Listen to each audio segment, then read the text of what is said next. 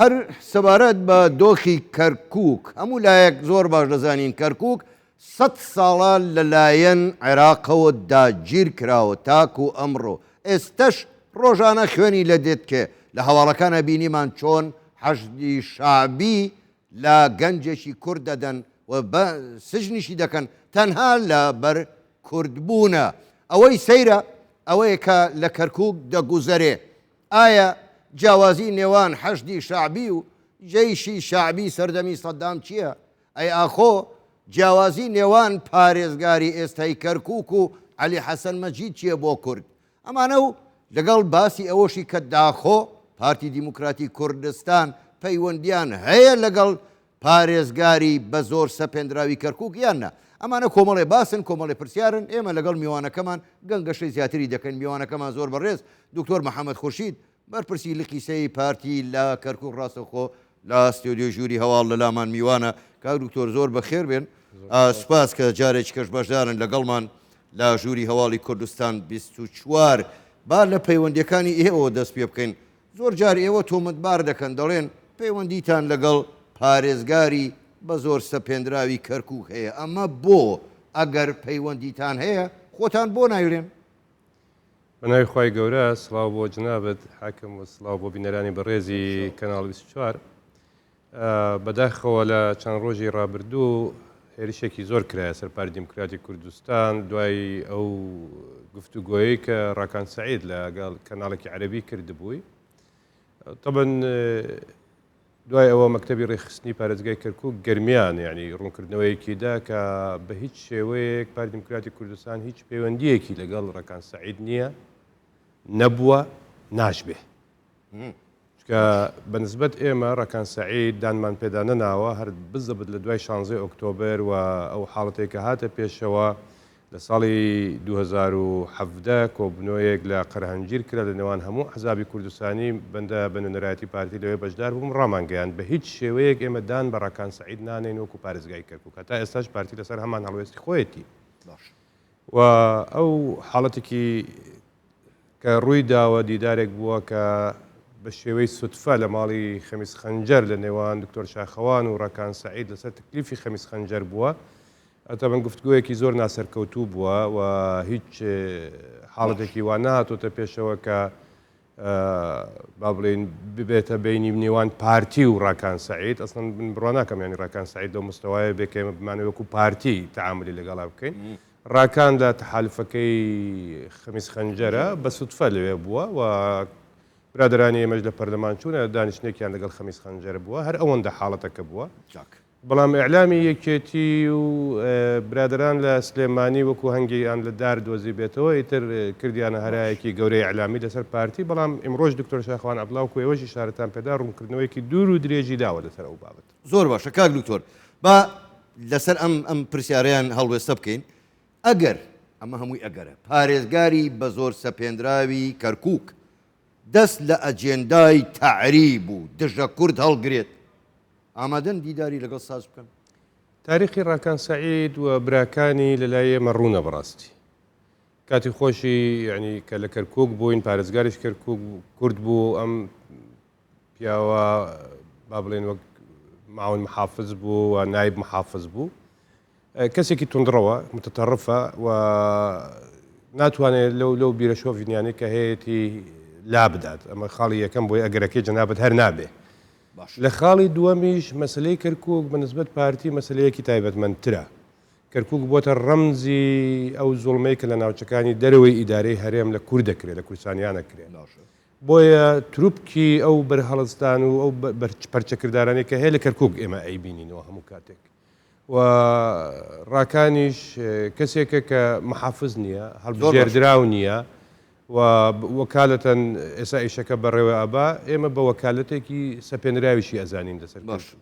و هەر برایەکیش لەگەڵی دانیشێ مەتەسەورەکەن ڕێی پارتی دیموکراتی کوردستان نییە شتێکی شەخصی بووە زۆر باشە کاک دکتۆر با بێنە سەر ئەو هەواڵەی ئەوەی ئەمڕۆ گەنجێکی کورد لە هیچ و کۆڕایی تەنها لەسەر کورد بوون زۆریان لێداوە سوکایەتیان پێ کردووە دواتریش بەندیان کرد لەلایەن حەشدی شعبیەوە من دەمەوێت زۆر بەڕاشکاوانە ئەم وەڵامەم دێتەوە ئێوە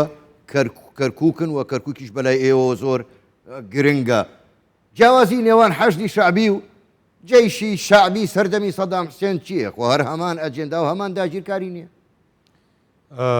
طبعا بەداخەوەین بۆ ئەو حاڵەتە بۆی ئێوە بینەرانی بە ڕێزیش بزانن بە دوواداچوونی وردمان بۆ ئەو حاڵەتە کردووە و بەردەوامی شەبین شخصیانیش خەڵکم ڕاست پاردەوە لەگەڵ ئەمنی وەتەنی قسە بکەن کە ئەو حاڵەتە ئەگەر لە غەیری مەسایلی قانونی تەسەڕف کرابێ بە هیچ شێوەیە قبول ناکەین و لە دەرگاکانی شکاتیان لێکەین. چەندین حاڵەتی لەوە پێشتریشمان هەبووە. لە دوای 16 ئۆکتۆبر بەداخەوە ئێمە دەیان حاڵەتی وامان هەبووە پێشمەرگە ئێمە گیراوە بە تۆهمەی تیرۆر دوای محکمەی تەمیز بەڵام کاک دکتۆر بەریانی لای چێش کات دەکەن لای داگیرکەر خۆی داگیرکەرە ئێمە ئەبێ ئەوەمان لەبیر بێ ئێستا ئەوان دەسەڵاتن لەو سنوورە و تۆ کە کەسێک تەگیرێ مەجبوری پەیوەندی بەوانەوە بکەی و هەوڵ بدەی ئەو کەسانی خۆت بێنیتە دەرەوە ئەوان دواترش بابەتەکان ئەخەنە دادگا کە خستیانە دادگا تۆ مەجبوری لە دادگا جارێکی لە چارەسەری ئەو بکەی هەروەها ئێمە نوێنەری پەرلەمانی خۆمانمان هەیە دکتۆر شاخەوان عەبدوڵڵا کە ئێستا نایبی پەرلەمانی عێراقا لەگەڵ نەجوەخان کە ئەندامی پەرلەمانی ئێمەیە یەکسەر ڕایانە سپێرین بە شێوەیەکی قانونی ئەوان ئەچنکاری خۆیانەکەن بەڵام ئەمەی کە ئەم حاڵەتانە دووبارە ئەبێتەوە بەڕاستی جێگەی ڕخنەیە جەنابی حاکم من لە بیرمە جارێک لە گفتوگۆیەک لێرە ئەمە وتمان بەداخەوە ئەوەی کە ڕووەدا لە کەرکووک و هەتا لە عێراق تەنها ڕەنگەکان گۆڕاون نەک فکرەکان تەنها ناوەکان گۆڕاون نەک تەسەڕوفەکان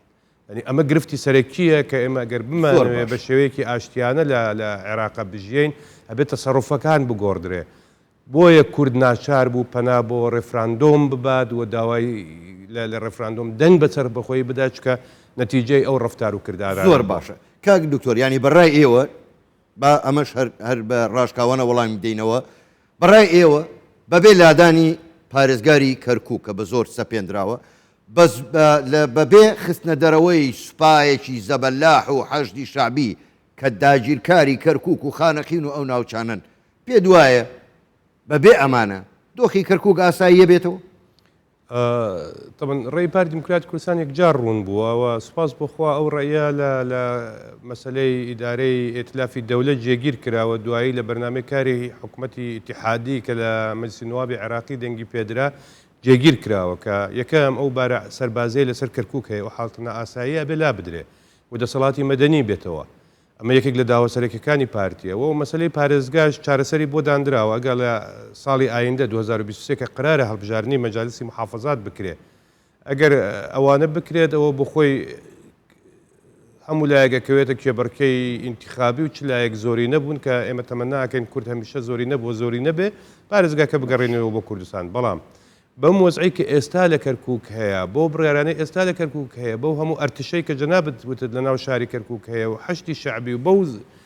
شێوە زۆڵمەی لە کوورد دەکرێت بارودۆخی کەرکووک ئاساییە بێتەوە نەخێر ئاسایی نابێتەوە بەکاری جددی بۆ بکرێ بەڕاستی کەواتەوە تۆ وەڵامی ئەو پرسیارەی منەدا ئێوە بە هیچ شێوازێک ئامادەنین بچنەوە کەرکووک زۆر باشە باسی ڕێکەوتنی سیاسیتان کرد چێ دەڵێ ئەو ڕێکەوتنە سیاسی جێبەجێ دەکرێتەوە چەند مانگی بەسەرا ڕۆشتەوە هێشتا زوڵم و ستەمی حەشدی شعبی لە کەرکووک ڕۆژانە دەیبینین چێ دەڵێ ئەوە جێبەجێ دەکرێت؟ چەندێک هەوڵی خێر هەیە ئەوەندەش هەوڵی شەڕ هەیە چەندێک ئێمە هەنگاوانین بۆی کە ئەو ڕێکوتنانەی کە کراوە لە نێوان پارتی دیموکراتی کوردستان و با بڵێن لایەنە کوردستانەکانی تریشکە یەکێتیش بەشدارە لە ئیدارەی ئیتلافی دەولە لەگەڵ ئەم حکوومەتی ئیتیحادی ئێستا کە هەموو لایە پێکەوە پێکیان هێناوە ئەوەندەش خەڵکی تر هەیە کە ڕێگریەکە بەشێک لەو ئیتفاقیانە کە ئەوەندەی من ئاگادارم چۆتە بواری جێبەجێکردن و خەریکی لیجانی بۆ دروستەکەن بەسەن نمونە مادەی 140 لیژنەی مادەی 140 ئەندامانی لیژنە دەستنیشان کراون ماوەتەوە سەر ئەوەی کە بە ئەندامەکان رازین یا رازینین دەنگدانی لەسەر بکرێت هەندێک حاڵەت چۆتە پێشەوە مەسەلە بۆ نمونە ئیتفاقی لەسەر پارەکە کرا بەڵام دوایی ڕێگری هاتە پێشەوە کە ئەو حاڵەتانەی کە ئەیبینین بەڕاستی یەکێکی تر لە گرفتەکان گرفتی ناوچەکانی ئێمە ناوچەکانی دەرەوەی ناوچە کوردستانەکانی دەرەوەی ئیدارەی هەرێمی کوردستان تا ئێستاش ئێمە